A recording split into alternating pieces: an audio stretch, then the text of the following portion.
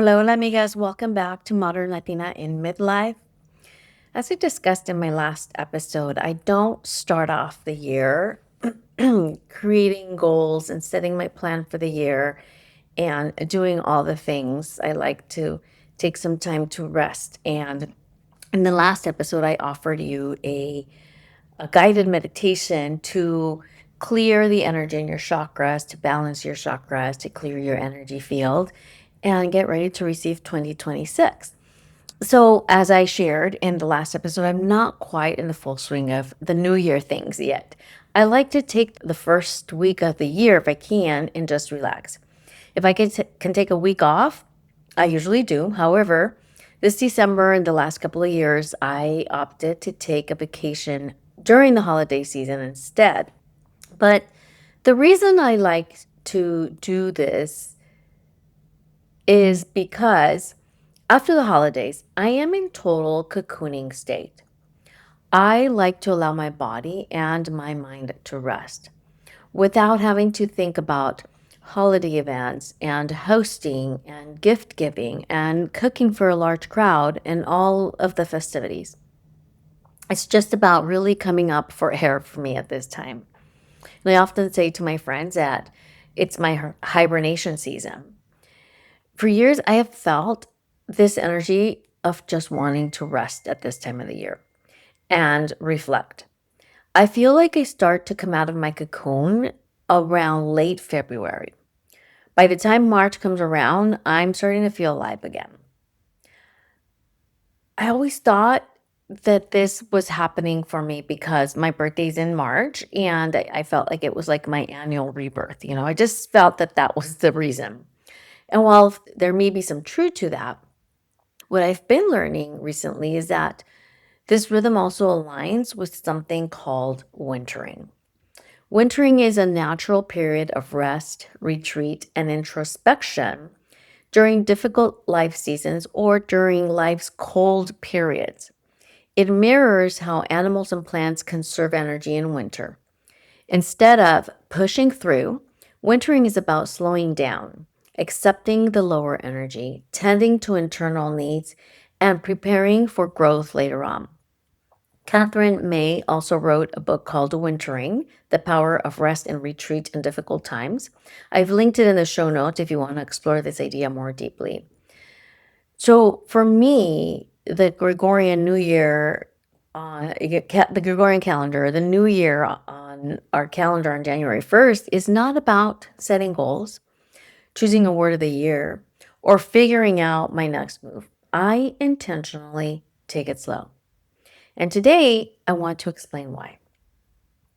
January comes with a lot of expectations. The calendar flips, and suddenly we're supposed to feel motivated, focused, energized, and ready to make big changes. But for many of us, January is actually one of the hardest months of the year. From a physiological standpoint, winter brings shorter days and less sunlight. That affects serotonin and melatonin levels, which directly influence mood, sleep, and energy. Research consistently shows that reduced daylight is linked to increased fatigue, lower motivation, and seasonal mood shifts. This isn't about mindset, it's about your biology. On top of that, many people enter January already depleted. The holiday season often involves emotional labor, family dynamics, disrupted routines, financial stress, and constant stimulation. Even when holidays are joyful, they're rarely restful. So by the time January arrives, the nervous system is often tired. And yet, culturally, this is when we're encouraged to overhaul our lives. Make this make sense. That mismatch is important to name. Now, why New Year, New You doesn't work for most people? Here's why. Statistically, most New Year's resolutions don't last. About 80% fail by mid February. Gyms see massive signups in January and steep drop offs weeks later. Productivity doesn't significantly increase the first quarter of the year. This isn't because people lack discipline. It's because the timing does not allow with how humans actually function. January demands clarity, momentum, and sustained effort during a time when many people are experiencing fatigue, low mood, and mental fog. When plans fall apart, people tend to personalize it. They assume they're failing. They feel down on themselves. They feel like they should be doing something different, right? In reality, your body's responding to winter. Wintering isn't about doing nothing, it's about doing things differently. I also want to emphasize that rest, when your body rests, there is work being done underneath. Winter supports maintenance more than expansion. It's a season where staying steady matters more than pushing forward. This is often when keeping routines simple, meeting basic needs, and avoiding burnout is the most appropriate focus. Winter is also an ideal time for reflection. Looking back on the past year, noticing patterns, paying attention to what drained you and what sustained you, seeing where you overextended or ignored your limits. This kind of review requires honesty and spaciousness, and winter naturally creates the conditions for that. I don't map out my year in January. I wait until late February. By then, daylight has increased, energy begins to return, sleep improves, mental clarity starts to come back online. Decisions made at that point tend to be more grounded and realistic than when we're pushing through, making lists because we feel like we have to at the beginning of January. My body naturally responds to this slowing down energy. What I do between late December and late February is that I start to gather information. I start to listen to my thoughts, my intuition. I start jotting down notes of things I might want to manifest over the next year. Trips I want to take, what type of growth I want in my business. I assess my health and where my body and mind are requiring attention, and that of my business as well. Planning too early often means planning from exhaustion. Planning later allows decisions to come from recovery and introspection, from awareness. That shift changes what goals you choose, how fast you expect yourself to move, and how much pressure you place on yourself. Late February also aligns more closely with seasonal transitions. As winter begins to loosen its grip, there's more internal readiness for direction setting. It's like in the winter, the soil is dormant, right? But that doesn't mean that it's not doing anything underneath. The soil is doing its job when it's being left alone underneath. And then the spring comes around and we start throwing in the seeds. And then the expansion grows and then the harvest happens, usually in the fall. And it's a cycle and it's very similar for our bodies and for our energy levels. So, what would wintering look like in everyday life? In practical terms, wintering might mean lowering expectations around output and productivity.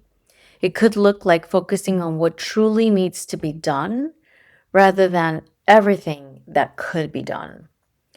It often involves simplifying routines, choosing gentle movement over intense workouts, prioritizing sleep, eating warm, grounding meals, reducing unnecessary social obligations, keeping life more manageable. Some people find it helpful to shift from growth focused to-do lists to maintenance focused ones during the winter. This reframes success around stability, health, and consistency instead of trying to push expansion.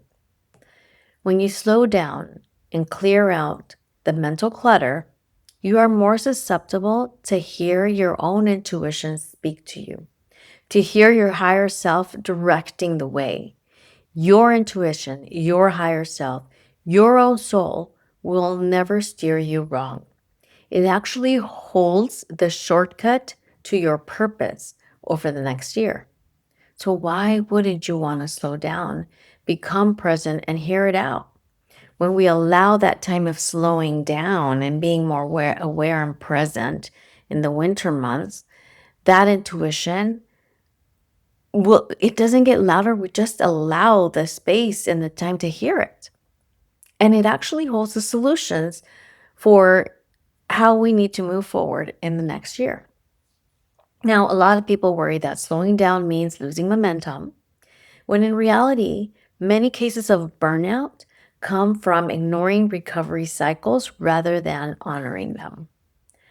Comparison also shows up strongly during this time. Seeing others appear productive can trigger self doubt. What we don't see is context, resources, or what's happening behind the scenes. We often don't get to see if they truly hit their goals or when they fell off the wagon and quit on their goals. We don't usually see that. I like to watch what others are doing, for sure, but for inspiration. I never try to use it as a comparison or as I should be doing that too. If it includes a should, it's not for me. Now, I'm not going to say I never do that. I mean, clearly I'm human. And so my own programming will show its face and start talking to me this way. And so that's when being present and slowing down, I'm able to catch that and like, no, I should not be doing that. My intuition will never tell me that I should be doing something. It's actually it's quiet and soft, but it will be stern and it will give me clear direction. And the same happens for you if you take the time to listen to that intuition. This is also a time when the belief that you should be further along by now can creep in. It has for me in the past. That thought often comes from external timelines rather than honest assessment of what your body and nervous system need. January is not a test of discipline or worth. Slowness during this season is a reasonable response to environmental and biological conditions. When winter is used well, it lays the foundation for sustainable growth. Rest, reflection, and maintenance create the conditions for clarity and momentum later. If this season feels quieter or heavier for you, it doesn't mean you're off track. It likely means you're responding appropriately to the season you're in. And when spring comes, you will feel it. That energy returns, the clarity sharpens, and moving forward feels less forced and more natural. So, here's your permission slip to rest and reflect for the next few weeks. I hope this gives you room to breathe. And be sure to share this episode with a friend or a prima who needs to hear this message. Before we end, I want to remind you that I have 3 private live coaching spots open to work with me for the entire year. This is for you if you know you're ready for real change, ready for deep, sustainable transformation. You might be going through a transition and don't want to face it alone. You might not be in crisis necessarily. Your life might look fine from the outside, but something feels unfinished. You're tired of overthinking every decision, tired of carrying emotional weight that isn't yours, tired of managing everyone else while putting yourself last. Maybe you have outgrown or are transitioning from or reimagining old roles, relationships, old versions of yourself, but you don't know what comes next. Or maybe you do, and you just want an accountability partner, somebody to help you get through the mindset that it's going to require. Over the year, this work will support you in feeling calmer and more regulated in your body, making decisions with clarity instead of anxiety, clear decisions, faster decisions, setting boundaries without guilt or over explaining, rebuilding your confidence that comes from self-trust, feeling emotionally present in your own life again, identifying the patterns you keep repeating that are sabotaging you and keeping you stuck, learning to trust your intuition, to make decisions from within, to start to learn and understand that all the answers are already inside of you. Women who work with me often tell me they feel a renewed sense of self. They feel steadier, clearer, and more grounded. They stop second guessing themselves. Their relationships become more honest and less draining. They begin to feel like they are actually living their life with intention, not managing it and putting out daily fires. Even if you're still raising kids at home, your mornings and evenings can feel different, calmer, and more grounded. When you take care of you, those around you will respond to your calmer and more grounded energy. They learn to follow your boundaries. Your entire household and your work environment changes alongside with you. I promise you, I've seen this happen in my personal life and with clients. This is a full year of support, guidance, mindset work, strategy integration, energy work, intuitive guidance, and accountability. If you recognize yourself in what I'm describing, reach out to me. We'll walk through where you are, what you want to change, and whether this work makes sense for you right now. I have never offered a deal like this, and I'm intentionally keeping it to exclusively to just 3 spots because I want to work closely and deeply with the right women. So reach out to me via email at sonia@soniasdesk.com or on Instagram at Modern Latina in Midlife, and let's talk about whether this is the right next step for you. Thank you for being here, and let me know in the DMs at Modern Latina in Midlife if you are setting goals in this time of the year or are you wintering. Hasta la próxima, amiga.